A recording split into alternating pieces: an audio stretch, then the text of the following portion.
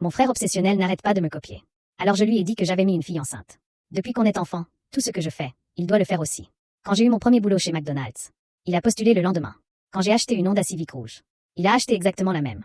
Même couleur, même modèle. Il copiait même mes erreurs.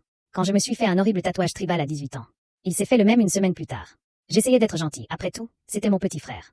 Mais l'année dernière, les choses ont commencé à devenir étranges. J'ai commencé à sortir avec Sarah, une fille de ma classe de biologie. 2 semaines plus tard, il a demandé un transfert dans la même classe. Et a commencé à draguer son amie Emma. Sarah trouvait ça flippant. Mais je lui ai dit que c'était juste sa façon d'être depuis toujours. La goutte d'eau, c'est quand je lui ai dit que je pensais demander Sarah en mariage. Le lendemain, il a acheté une bague pour Emma. Alors qu'ils sortaient ensemble depuis à peine 3 mois. Alors j'ai eu une idée. Lors d'un dîner de famille, j'ai annoncé que Sarah était enceinte. Ma mère s'est mise à pleurer de joie. Mon père avait l'air fier.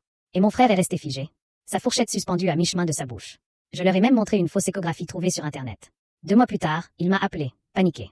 Emma était vraiment enceinte. Il s'était précipité dans cette histoire. Parce qu'il pensait que j'allais devenir père moi aussi. Il avait même acheté le même berceau que celui dont j'avais parlé. J'ai dû lui dire la vérité. Sarah n'était pas enceinte. Elle ne l'a jamais été. Il ne m'a plus parlé pendant des semaines. Mais bon, au moins. Il a enfin arrêté de me copier. Maintenant, il est trop occupé à être un vrai père.